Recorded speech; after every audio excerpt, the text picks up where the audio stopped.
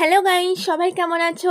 আবার শুরু করেছি একটা নতুন মিনি ভ্লগ। আর আজকে সকালবেলায় আমি একটু তাড়াতাড়ি উঠে পড়েছিলাম, তারপরে বিছানাপত্র সমস্ত কিছুই গুছিয়ে নিয়েছিলাম। আর তারপরে বাইরে গিয়ে দেখি মা এত সুন্দর সুন্দর দুটো পেয়ারা গাছ থেকে পেরে রেখেছিল, আমাদের গাছ থেকে। তারপর সকাল সকালে আমি ফ্রেশ হয়ে মার জন্য চা বানিয়ে নিলাম। এরপরে আমি ব্রেকফাস্ট করেছিলাম আলু ভাজা আর ভাত দিয়ে, যেটা আমার ফেভারিট ছিল। আর তারপরে আমি স্নান সেরে নিয়েছিলাম।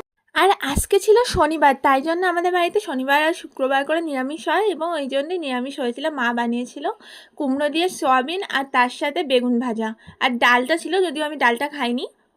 আর সকালবেলায় যে দুটো পেয়ারা দেখিয়েছিলাম তোমাদেরকে, সেই দুটো পেয়ারাই মা কেটে দিয়েছিল আমাকে দুপুরবেলায় খাওয়ার পরে। আর আমাদের গাছের পেয়ারা কিন্তু ভীষণ মিষ্টি হয়। আর সন্ধ্যেবেলায় আমার একটু খিদে পাচ্ছিল, তাই জন্য আমি কিছুটা জিনিস কিনে নিয়েছিলাম, যার মধ্যে ছিল চকলেট, আর আমার ফেভারিট দুটো চিপস ছিল, আর একটা কুরকুরে ছিল। আর তোমরা আমার ভিডিও কোথা থেকে দেখছো সেটা কিন্তু কমেন্টে জানিও। বাকি এই চিপসটা খেতে কিন্তু আমার হেভি লাগে।